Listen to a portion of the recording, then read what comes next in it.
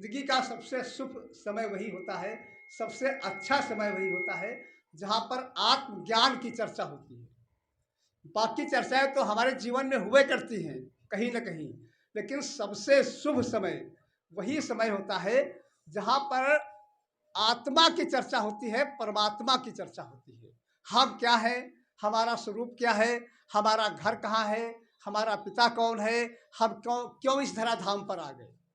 इन बातों की जहाँ पे चर्चा होती है, बस वही अपना समय कीमती समझना और अच्छा समय समझना, बाकी सारे समय निरर्थक। तो इसीलिए तो मानव शरीर मिला है।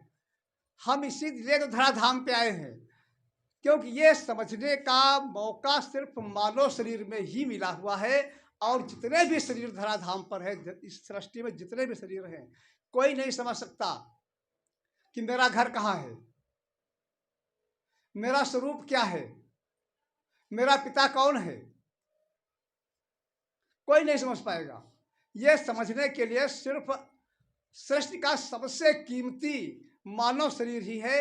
ये परमपिता परमात्मा का दिया हुआ एक बहुत ही कीमती उपहार दिया गया है आपको, जिसमें बैठ करके, इस शरीर में बैठ करके हम समझ सकते हैं, हम ज्ञान प्राप्त कर सकते हैं कि मेरा घर कहाँ है। वैसे तो हम यही समझते हैं जहाँ पे हम रह रहे हैं यही मेरा घर है, यही मेरा देश है, यही मेरा गांव है, यही मेरा स्वरूप है। जिस स्वरूप को हम देख रहे हैं, शरीर को देख रहे हैं, यही मेरा स्वरूप है। लेकिन ऐसा नहीं है। न तो ये मेरा घर है, न तो ये मेरा स्वरूप है। हमारा घर कहीं दूसरी जगह है, और वहां से बिछुड़ करके उस घर से हम नीचे आकर के यहाँ पर बंधनों में बंध गए हैं, फंस गए हैं आकर के। लेकिन हमें होश नहीं है। यह एक ऐसा मीठा बंधन है। बंधन भी कई प्रकार के होते हैं। एक ये, इस धरती पर जो हम आए हुए हैं, जिस बंधन में बंधे हुए हैं, यह इतना मीठा बंधन है, इतना मीठा बंधन है कि हम इसको छोड़ने का मन ही नहीं होता है। इस बंधन से छूटने का, भागने का, बंधनों को काटने का हमारा विचार ही नहीं बनता कभी। और जो भी करते हैं, हम और बंधनों में बंधते चले जाते हैं।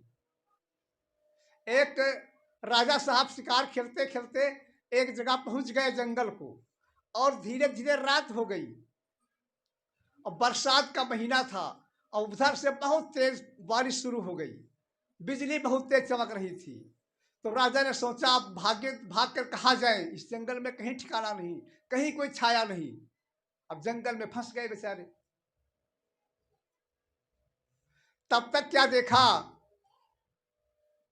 कि एक जगह कहीं थोड़ा सा प्रकाश हो रहा है।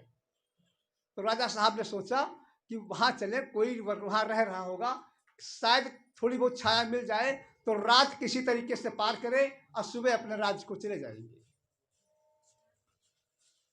उसी प्रकाश की तरफ राजा बढ़ चले, और चलते चलते वहां पहुंच गए तो देखा क्या कि एक बाबा जी एक कुटी में बैठे हुए हैं।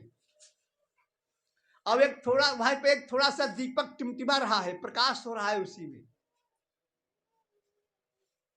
बरसात बहुत हो रही थी, बिजली चमक रही थी, मौसम बहुत खराब था।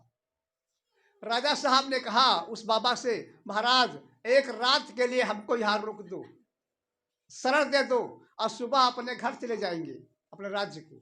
अब इसमें कोई मेरा ठिकाना नहीं कहीं पर है।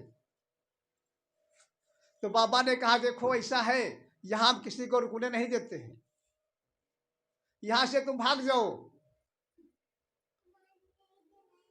यहाँ किसी को नहीं रुकने देते हैं। तो राजा ने बहुत कुछ कहा। तो बाबा जी ने कहा हम जिसको रात भर के लिए रोकते हैं, वो सुबह मेरी कुटी में कब्जा कर लेता है। आपके गांव पड़ोसी भी यही होते करते होंगे। थोड़ी सी जगह आपकी पड़ी है, किसी को आपने घूर डालने के लिए दे दिया, जानवर बांधने के लिए दे दिया, बाद में उसको छोड़ना बहुत मुश्किल। वो आपकी जगह को ही हड़पने की कोशिश करेगा।